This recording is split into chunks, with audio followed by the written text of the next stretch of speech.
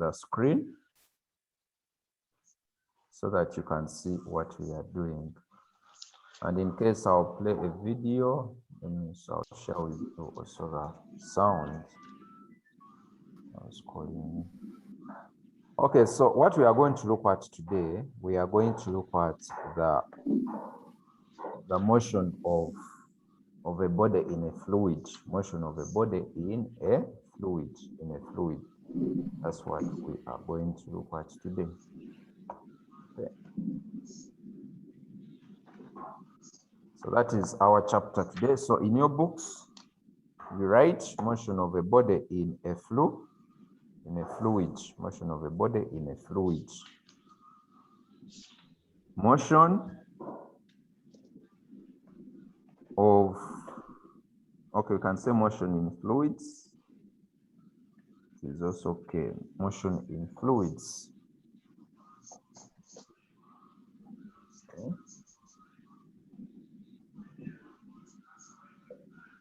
Now, when we talk about motion in a fluids, we are considering a body that is moving in a fluid. First of all, you should know what a fluid is. A fluid is a combination of two things, okay? One is liquids. Another thing is gases. Or we can say air. So those two things make up what you call a fluid. And now we are going to consider motion of a body either in liquids or in water. We have very many examples of liquids or in air.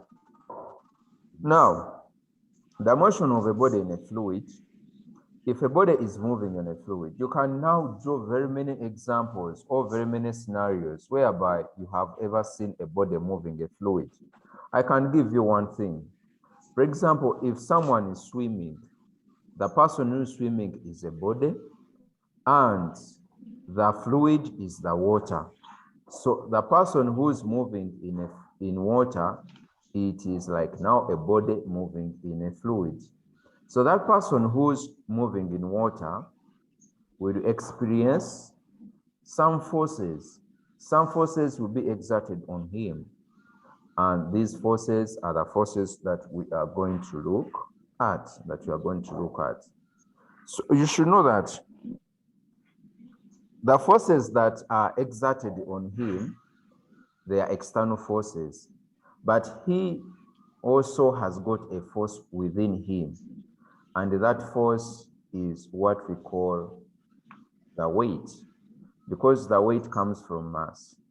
So if a body has got mass, the body has weight, and weight is the force of gravity acting on a body. So when a person is moving in a fluid, let's say someone moving in water, there is the first force that the person has, and that force is his weight. Then there are other two forces that exert on someone that is moving in a fluid. If someone is swimming, that person does not, or if someone is walking in water, that person does not walk faster compared to that person when he's walking on land. The reason is that there is a force that is making him or pulling him backwards, and it is opposing his or her motion. So that force that opposes the motion is what we call the friction force. And what is friction force? The friction force is a force that opposes relative motion of two bodies or of two surfaces which are in contact. So now, the human body, so the body is the surface. Your body has got a surface. So that surface is in contact with a fluid, and the fluid is water. So when the body is moving within the water, there are two surfaces in contact. So it means that now the human being or the person will experience a force that is pulling him backwards. And that's what we call the viscous force or the viscous drag or the friction force in a fluid. The viscous drag or the viscous force, it is the friction force that is experienced by a body that is moving in a fluid. So far now we have looked at two forces. We have the weight of that body, that's the weight of that person, that the weight that he or she has, and we have also looked at the viscous drag. The viscous drag is the force that opposes his motion when he's moving in that fluid or when he's moving in water. Then, the other kind of force that the person will experience is what we call the upthrust. The upthrust. The upthrust force. The upthrust force, this is a force that acts in the upwards direction, or it exerts the body and makes the body to have an apparent loss in what? In weight. So there will be an apparent loss in weight, and the body will have an apparent weight. So it means that there is a force that exerts on this person or on the body that makes the body to have an apparent weight. This apparent weight is brought about by the upthrust force, and the upthrust force acts upwards. So sometimes you may feel that your weight has reduced, or you are not heavy like how you feel like when you're on land. And indeed it's true. If we get a weighing scale, or if we get a weighing scale and we try to measure and we find your mass and we calculate out the weight when you are in water, you find that your weight is going to be low. The weight will be low. Why will the weight be low? It is because there is an upthrust force that is acting on you. Remember that weight acts downwards, but upthrust force acts where? Upwards. So if upthrust force acts upwards and the weight acts downwards, then it means that the weight of the body is likely to reduce due to the presence of the upthrust force that is acting upwards. So now we have looked at three forces that act on that body. There is the weight of that body that acts downwards. There is the viscous force. That viscous force will depend on the motion of that body. If the body is moving downwards, then the viscous force or the friction force, for it acts where? Upwards. If the body is moving upwards, then the viscous force for it acts downwards. So the viscous force always acts in the opposite direction to the motion of the body. So there is weight, there is viscous force, and there is also the upthrust force, which acts always upwards. So there are three forces. So in our books, we can note down those three forces, and then we get to know that these are the exact forces that will act on a body that is moving in a fluid. So right, that when a body falls through a fluid, it is acted upon by three forces, namely, so Roman number one, we have the weight. We have the weight of the body, and this one acts where? Downwards. Roman number two, we have the viscous force.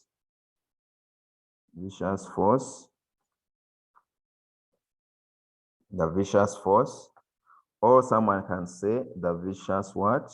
The viscous drag. And this one acts in opposite direction to the motion of the body. Okay? So this one in opposite what? Opposite direction.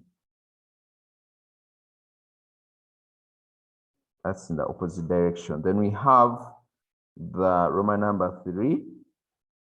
We have what we call the upthrust force. The upthrust upthrust force, and this one acts where? Upwards. So there is only one upward force there, which is the upthrust force, but the viscous drag can be upward force or can be downward force, depending on the direction of the body. Are we together, members? Are we together?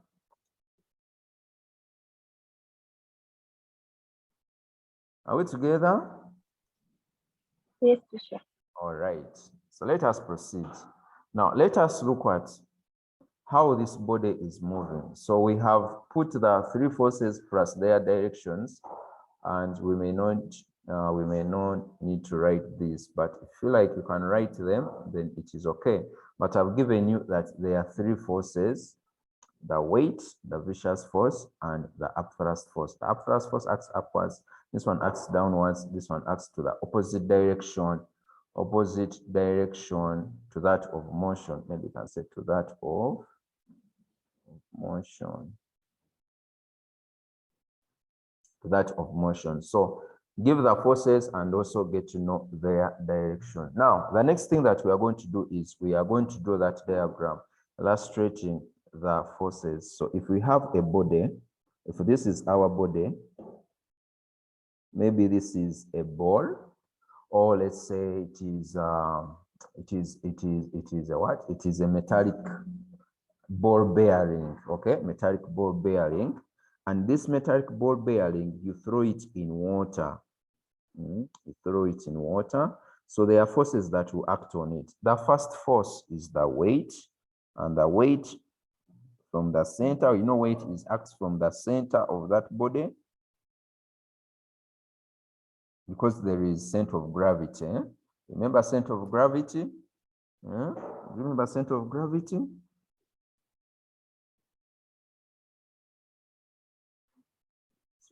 Center of gravity. Okay, so we have the other force. So if the body is moving in this direction, if the body is moving in that direction, maybe with some velocity of that v-meters per second, then it has got what we call the viscous drag. Now will point in the opposite direction to its motion. So we have here the viscous drag, and this one, yeah, that is the viscous drag. Then the other force, which is always upwards, no matter where the body is, that force is the upthrust what?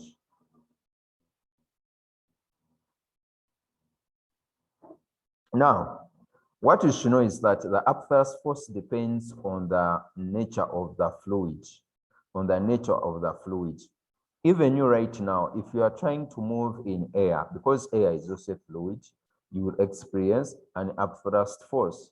But because the density of air is so much less than, the density of air is far less than the density of water, that's why the upthrust force that you experience in air is far lower than the upthrust force you face in water.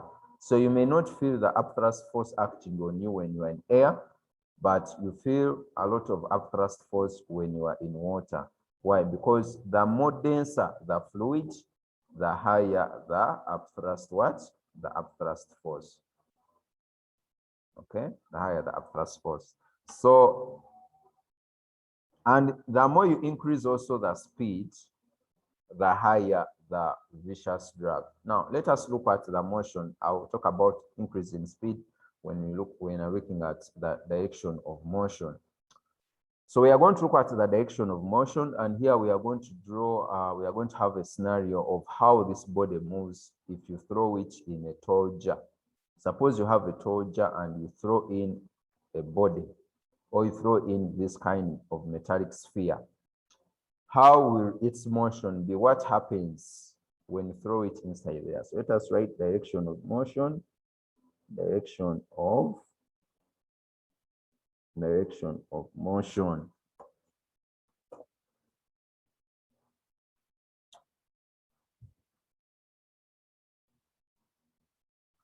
So they are saying that the direction of motion is determined by the direction of viscous force. The direction of motion is determined by the direction of viscous force, which is a force that opposes motion. Which is a force that opposes the what? That opposes the motion. They continue and say that opposes motion, like in the above, the body, the direction of motion is downward because the viscous force is acting upwards. So here they are giving you the reasons why the viscous drag may be points upwards. So that viscous drag, the reason why it points upwards, it is because the body is moving downwards. So the direction of motion is determined by the viscous what? By the viscous force, which is the force that opposes motion. So if the body is moving downwards, then the viscous drag will point where? Upwards. So we can write that and say that the direction of motion is determined by the viscous drag, by the viscous drag or force, comma, which opposes motion, which opposes motion. So the other thing is that if the body is moving downwards, so we can say that if a body moves downwards, then the viscous drag acts upwards, and vice versa. And what? And vice what? And vice versa, and vice versa. And the reverse is true. Okay. So that's what you should know there. Now, the next thing, as you write that, we are going to look at how do you describe the motion of a body falling in a fluid. How would you describe the motion of a body falling in a fluid? There are 3 steps. There are 1, 2, 3 steps that you must know. The same way how you see this. There are 3 steps that you must know. Almost 3 or 2 steps that you should know. But I'm going to explain to you and you are going to understand that really. Now, for this scenario, we shall consider just a ball that is falling in a fluid. A ball that is falling in a fluid. But there are very many examples that we can consider for that case. We can consider very many examples. Let me give you another example. If, do you know a parachutist? Members, do you know a parachutist? What? Do you know a parachutist?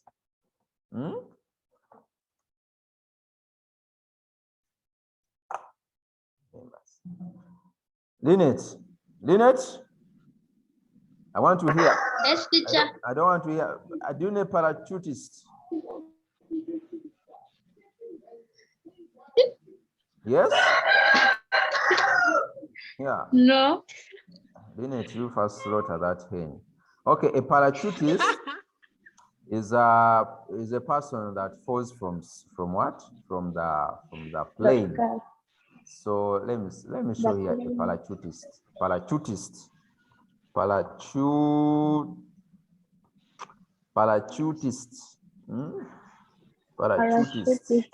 I think like that. Yeah, see. So this person having a what? Having a parachute. A parachute. This one is a parachutist. So if a parachutist is falling, let me get a video here. Show you parachutist. Parachutist makes. Let us look at this one. What jump? You don't know the things. Say parachutist, if a person is Get falling images, videos, and music all in one plan with Shutterstock Flex. Okay, so that is the parachutist. He's on the plane and he falls down. Now he has his parachute, and then now he's moving in air, and air is the fluid. You see what is happening? Until he goes down, then Le premier homme à avoir sauté dans l'histoire de l'aviation, à avoir sauté en parachute. So when he opens the Depuis parachute, une then he can do volante à what? He can propulsion fall solaire. down at a low speed. Okay? But if he's still up there, you see the speed at which he's moving. We shall see what the parachute does to him and tries to now to move with a low speed like that. So that is the parachutist. So also a parachutist is an example that we can use for a body moving in a fluid. Even another thing we can use is a person riding a bicycle. If you're riding a bicycle, that is also the same thing. You are moving in a fluid. Okay, I will not show you riding a bicycle because everyone knows that. Okay, now for our study purposes, let us look at a body that is maybe falling in a fluid, but this fluid is in a tall jar. So write describing motion of a body falling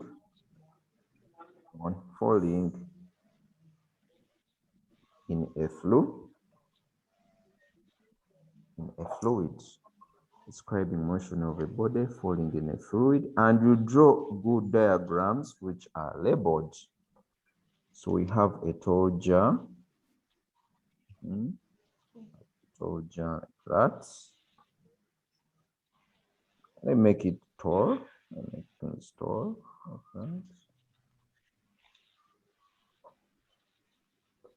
Okay, and we have the bottom.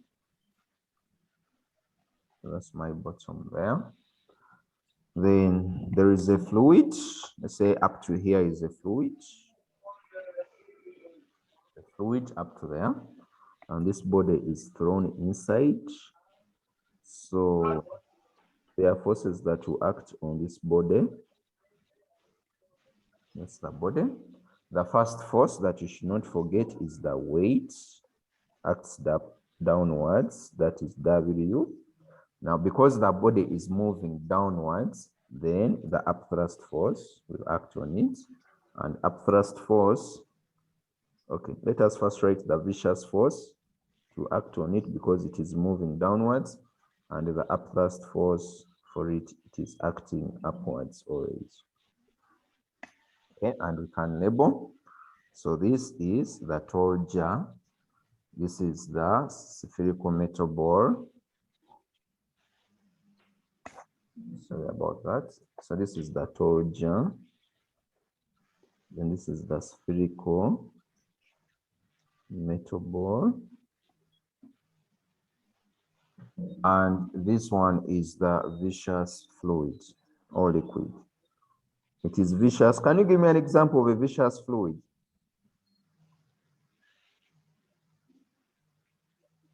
Members? Can you give me examples of a viscous fluid? Yeah? Yes, I'm not hearing you.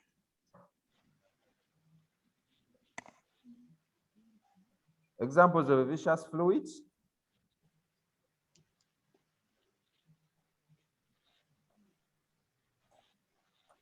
Members, examples of a viscous fluid? Amida? Yes. An example of a viscous fluid? Air. Okay, there's air. Now, okay, what is in the jar? Which an example of a liquid that is viscous? Water. Okay, so most of the liquids are viscous, but the viscosity depends on the yes, Priscilla.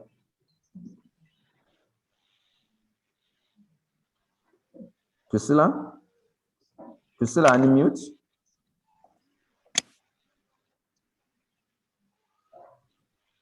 Okay. I think Priscilla is just saying bye-bye.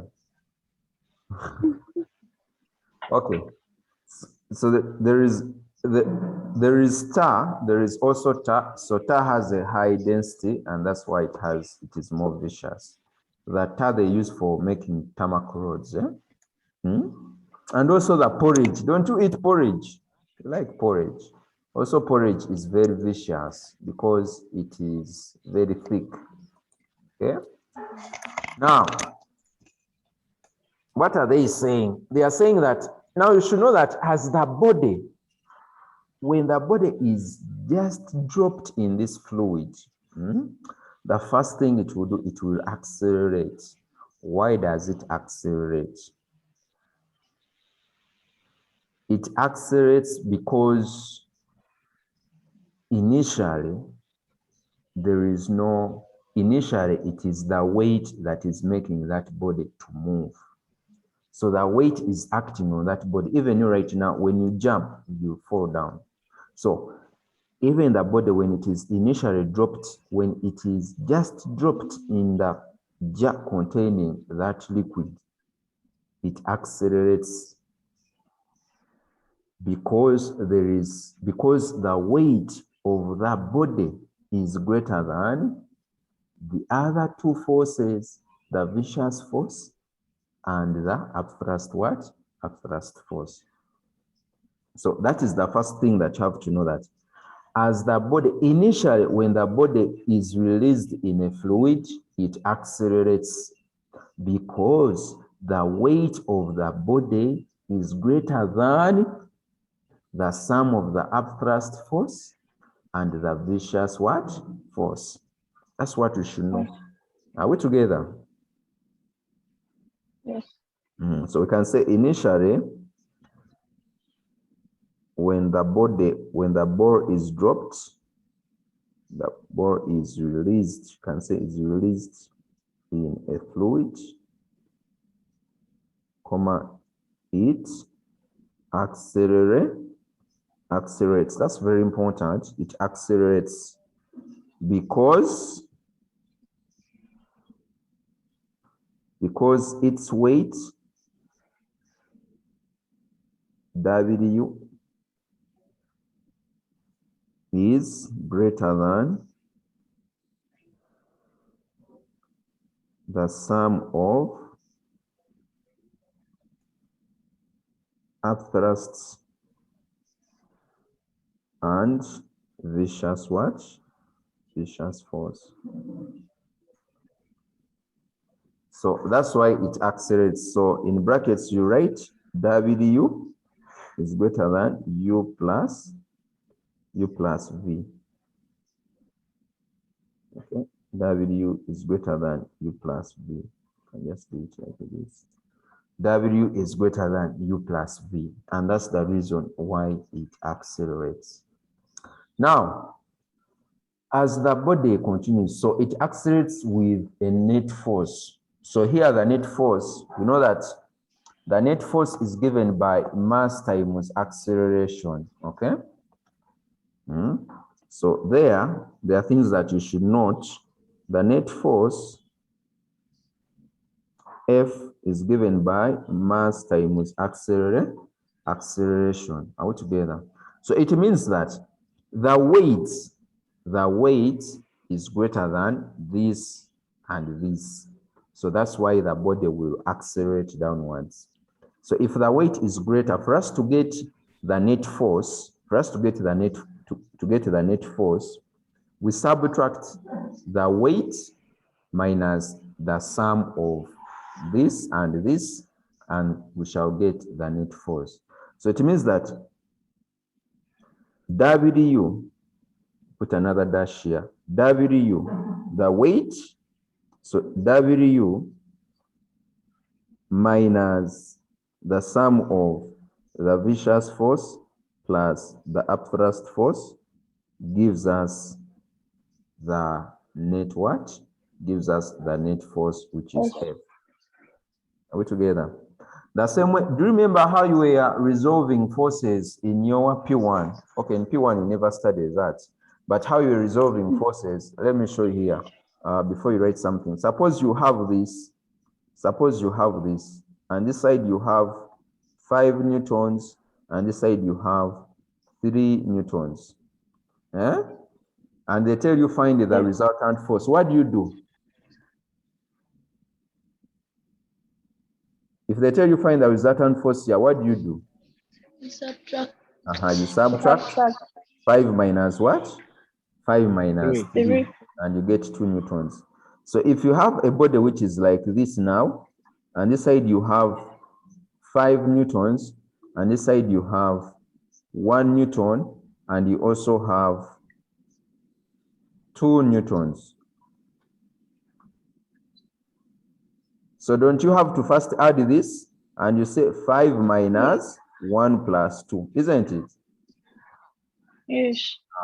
And you have 5 minus 3, which is 2 newtons.